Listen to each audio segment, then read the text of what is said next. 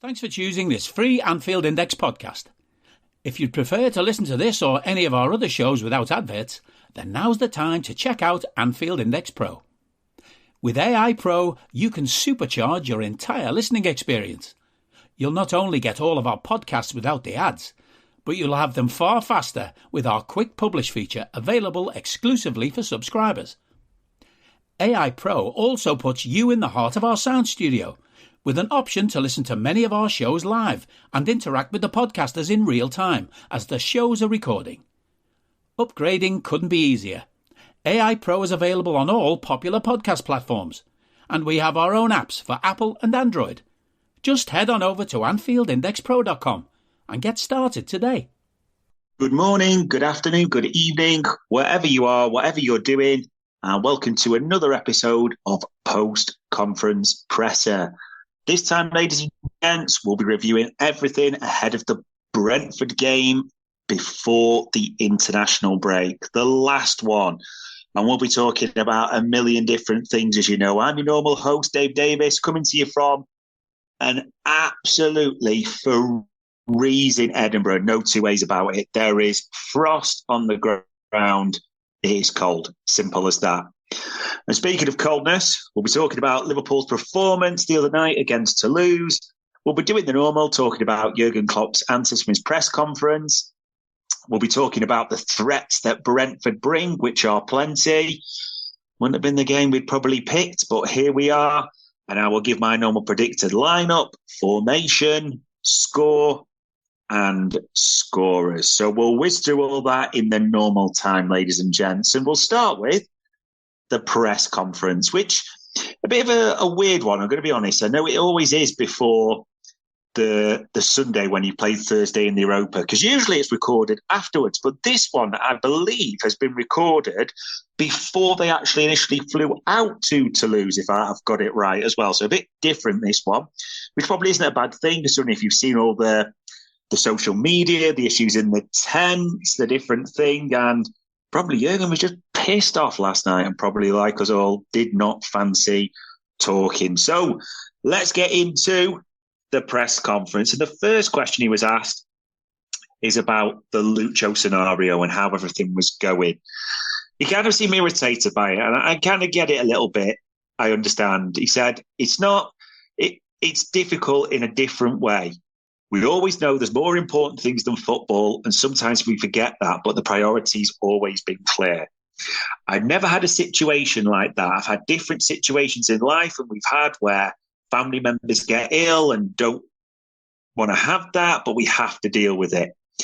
That's the situation, and we as human beings have to deal with it. It's an ongoing thing. You want to help, but you know you can't help. And that makes it special, and that's probably the difference. We've always left it with Lucho. Lucho has to make the decision, tell me if he's ready to train, tell me if he's ready to play. This is a group that's very together, and there's something else we want to take from it, but Lucho knows that. Sorry, there's nothing else. Let me be clear. There's nothing else we want to take from it, and Lucho knows that. I kind of get this now. It's not about doing this publicly, isn't it? It's Lucho's welfare, it's his family, it's all private matters. And whilst it's public news, the club will want to keep all this internally and privately be about his welfare and supporting him through this. We know it's been great news. I can tell Klopp's getting to the stages, why is this still news? And I kind of get it now. So with the positive update, and Luis Diaz's dad has been released, he kind of hope it for him more than anything, he can return to that sense of normality. And then a good question was asked. I thought specifically, Klopp made comments after the Luton game, didn't he, about no counter pressing. So it irritated him, but it was a good question. The journo asked about counter pressing. You know, have you found the secret to that you said you hadn't, and why it didn't happen against Luton? We were there, but we were not there. It's an impulse. But the last part is more important. We had 3 players against 1 at times, and the Luton player still could get out. This just shows that the last % of conviction wasn't there. It's very important for the way we want to play. If you watch back, there's one team that should have won the game, and that's us. We cannot win the game when we miss chances. There's no bigger story. We weren't at our best. and now we have a chance to put it right. Well, Christ, they didn't take that against Luton, did they? So, maybe this is Luton, Toulouse, but this was filmed before that by the looks of it. I get what he's saying. Yeah, the counter press wasn't really there. A lot of things didn't work. But at the same time, he's completely right. Look at the XG. Look at the chances. We literally should have buried them when you look back. And on a different day, we would have done. The Darwin miss is horrific. Salah's is rash. Jota should have done better. There's other chances.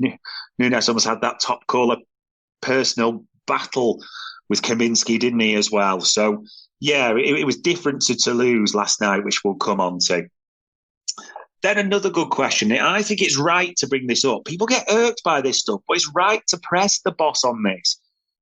We were asked about, away from home specifically, not done that well, that in 6 away games in the bottom half last season, you failed to score. So is he actually rescuing that a positive, a step in the right direction?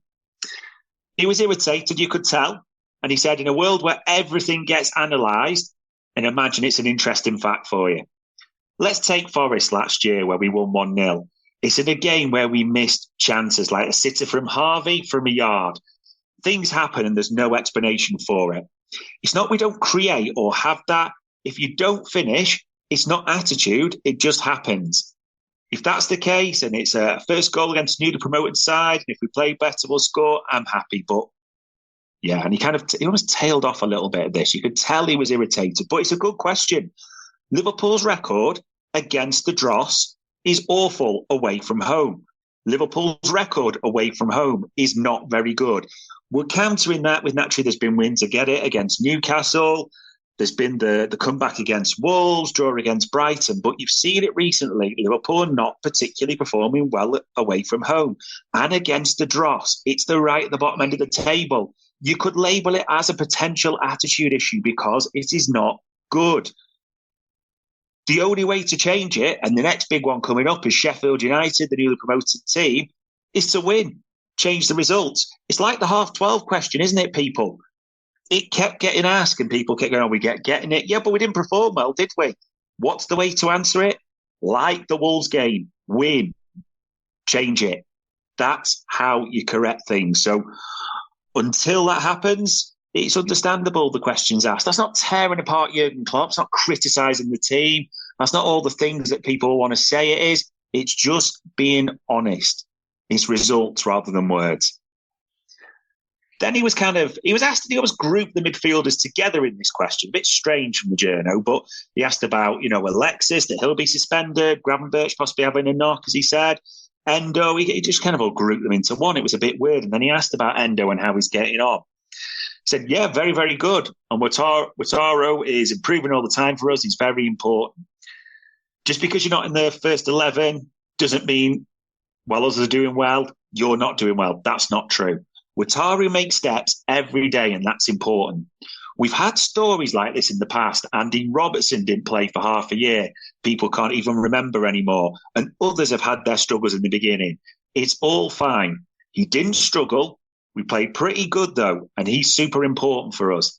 He will definitely start games in the Premier League 100%. And it's important in this period until the international break and through until after, especially, that we get through this period with as little injuries as possible. We need them all. You'll see them all. We're getting used to each other and everything is going in the right direction. Yeah, I don't really get too much what you expect him to say on this, people. It's kind of a poor question for the journo, grouped it all together. Endo is a slow burner. Best, maybe people will say, I will get that, and we'll come on to how we did against Toulouse later. McAllister, we know. Gravenberch, it didn't really make sense to group them all, but there's nothing Jurgen Klopp said there that should surprise you, anyone should take ire with. It is what it is. And the final one I want to pull from the press conference, he was asked about, what about other midfield options like Trent? And he's like, yeah, it's a possibility. It depends on the situation. But if we put in there, then we lose one of our best right backs in the world. So we have to remember that. It's a really interesting one, this for me, even though it's just a snippet. This hybrid's here to stay. We don't like it. I don't think many of us want it. There'll be exceptions to everything, but it's not popular. It seems to almost be trying to provide a solution to problems that do not exist anymore. The midfield has legs. The midfield has options. So why we keep doing this, I'm a bit lost on this now. I have to be completely honest. It was done for me to solve a problem that no longer exists. It puts Trent for me in an in-between situation. I think it almost got into his head now. Do I want to be a midfielder? I'm a defender. Southgate's picking him for England. And no, Southgate is no master tactician by any means. But to me, it just blurs the lines even further. And even as we come on to it against Toulouse, there was times where he can defend. Let's just be clear. Trent can defend very well. However, being fully on it and focused to do that is a completely separate question. But I'm not convinced this whole situation's helping. And I hope one way or another it kind of gets sorted, resolved quickly. But I don't really envisage that, so I'll have to say. Oh, Christ. Moving on to Toulouse last night. The clues from that. 3-2, the scoreline doesn't look great, but remember, this is against a team who are 14th in League 1. We're only just above the relegation zone. We were abject. We were hopeless. For me, it's probably our worst performance of the season. I know people are going to talk about rotation and players out, but even the substitutes that came on didn't really have that much of an impact, Diogo Jota aside, which, a brilliant finish for his goal. You have to say, one of his slalom runs. He does like the Europa, Diogo, doesn't he? And fair play. But the key things you look at, the ground jewel stats, horrific. You saw it. Endo didn't win any. McAllister wasn't great. Even afterwards told its own tale. You could see Jurgen Klopp was raging. That's not just because they put the press conference in the tent right next to the dressing room and their fans. Utterly bizarre. That's probably a different story. But you could see he was raging at his team's performance, and quite rightly. You genuinely hope he got stuck into them. You generally gave it them tight because it was just not good enough from some of them. Attitude before, it just looked like someone running in the mud. We come on to the who's played their way in, who's played their way out. Christ, it's only going in one direction, isn't it? Tsimikas and Endo, both taken off at half-time. Ben Doak, I'll give a pass to. It's difficult circumstances, a young kid. Didn't do anything bad. I didn't really say do anything great. Had a flash, ran in, still runs into trouble, but I'm not going to hammer in any way. They've been on different trajectories as well. They were both poor last night, Endo and Tsimikas, poor. But they've been on different trajectories. Endo, I think we've got to be clear on this, hasn't been all shining, but almost got a little bit better. And there's been shoots where he's okay, he's getting used to it. And even the last few games in the Europa and the Cups, you've been okay, that's decent. It steps in the right direction. It did feel like he was well off it. And at a time when we've got injuries, suspensions, it really isn't the time to start going backwards. Yeah. Tsimikas is a different beast. I'm going to be honest now, and people have his popular cult figure, blah, blah, all that. And I understand that. And he's got history, but all that, I get all that. I wouldn't argue that. He's been going backwards for me this season. Every performance, I don't leave it thinking he's done well. Even the Forest game we won, I kind of just thought, well, he didn't have to do anything. That's the positive in that regard. He wasn't great against Everton either. He really wasn't. You saw Jurgen Klopp pull him aside for the hug. His mistake for the goal, the opener, is absolutely abysmal. It's schoolboy stuff. Just, again, lack of concentration. He still has that look where he's done a bonk hit before he's walked onto the pitch, doesn't he? It's just not good enough. That might be it. Now, that when I say good enough, that performance and what we've seen recently doesn't mean it can't change. It's not writing off people's career. However, there was a surprise that he was renewed. Many saw it as asset protection, but just doesn't really seem to fit, and he isn't in good form. Yeah, not great. Other players as well. Even the subs that came on. Trent, going forward, made a few things happen, but defensively, that third goal, I'm sure people have seen the video as well, as just poor. Szoboszlai, not much impact. Mo, again, a bit worrying. Mo's just starting to look off the pace every game as well. Nunes late. I'm not going to sort of lambast him for that.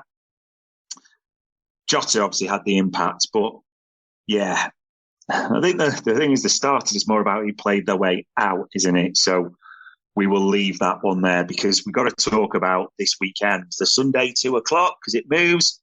Brentford. Not a good time to be playing these people. 9th in the league, 16 points. Won their last 3 games. Everything is pointing up for them. They were also coming from behind. Like the last one. Came back from twice against West Ham. Klopp's talked about Thomas Frank. He did it in this press conference, said about how they're super challenging. They're a good team. And they are. We know the danger they bring, especially on things like set pieces. They do like to play on the break as well. We know that. This will not be an easy game in a depleted midfield, in a team where we're not playing well. You've got to be honest about that. They bring threats as well. We talk about threats. Jensen's got a few goals, can just nick one. Even things like Pinnock is going to be difficult. Canate and VVD have got to be on it. And then the big one, Mbeumo, because whoever plays on that left side, it won't be natural, it won't be that great. That'll be one area they target. Can we get Mbeumo? I mean, he's been linked with us, I think, hasn't he, from a few people as well. But he will be their threat and one to keep an eye on. And unfortunately, he is a good player. And even missing Ivan Toney, this is not an easy fixture by any means. Which brings us on to predicted lineup and formation. Now, some things are easy in this for me. Some things are difficult. I don't want him to do it, but we'll do the hybrid, the box midfield, however you want to describe it. So it'll be Trent, VVD and Canate straight back in. I think Virgil, we've said a cold, so there shouldn't be any issues there. I've got a feeling it'll be Gomez. And the reason I think that is, can he be worse than Tsimikas? Tsimikas' mistake, you could tell Klopp was hurt by that. Basic schoolboy stuff. So I think it'll be Gomez. And I get that maybe against Mbeumo. That's more helpful.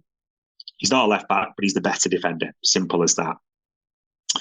In midfield, well, dear God, there really aren't options. So I do think he talked about Endo in the press conference, 100% playing the Premier League. I think he starts. If you don't start Endo now, what's the point? Let's be honest. McAllister's out. We haven't got a natural 6, apparently, apart from him. I know people are going to be screaming. He's playing the double pivot in Stuttgart, but he's the only one close to that. Gravenberch sounds like he'll be out, so I'm going to plan with that. We don't 100% know. There's an outside chance, but I'm not hopeful. Curtis Jones is out. On top of Thiago and Badge. If Endo's not going to play now, there is that genuine question, like, what was the point? What was the general point? I know people say stopgap and all that, but really, what was the point? An honest question it needs to be asked. Or what, how good a signing actually is it? So I think Endo will play. Harvey Elliott will play. He wasn't brilliant, but he wasn't bad by any means. He did okay in patches. There's some nice stuff from Harvey. So there's no reason to drop him. And that will put Szoboszlai on the left for me. Up front, I think it's more a case of you look who didn't play or didn't start, maybe more importantly. So it's Salah, Nunez, and Jota. I can't see it any other way. And I kind of left this a little bit because it's not been a good start to the season for Cody Gakpo. There's mitigation with, playing different positions, the changes and all that, almost a midfielder or an attacking midfielder. But let's just be clear, even in his attacking role, I mean, he touched the ball 11 times last night. 11 times against Toulouse. It was just, you even forgot he was on the pitch. He just did nothing. He didn't drop deep to help. He didn't link it. And then when you play him out on the wing, he doesn't have the pace, the direct, whatever you want to call it, of the others. Jurgen Klopp's called him a super, super smart footballer. We need to see it because against last season, it's early days still. Let's just be clear. This isn't lambasting or the way people want to jump on these things. It's like, I don't know why we can't seem to criticise or just be honest in our assessments about players anymore. But it's been a poor start to the season for Cody Gakpo. And there's no real way he should start. And he won't for me. So that is the forward 3 for me. Jota on the left, Mo on the right, Nunez up top. Scorers for this one, I'm going to be honest, as long as there's no injuries, we've not been playing well anyway. I generally don't particularly... No, that's a lie. I want us to play well, but I'd sacrifice an okay performance or a bad performance to get the victory. It's just about a result. This is the last game before the international break. If it doesn't end on a high, it puts a dent in us. Let's be clear. Because after the Luton, Toulouse, and then all this, what looked good on paper is not looking good in the real world. Whereas if you put a win on this, you're thinking, okay, we'll get to the international break. We'll get Jones, Gravenberch back. We'll get McAllister back from suspension. Your midfield gets fortified straight away.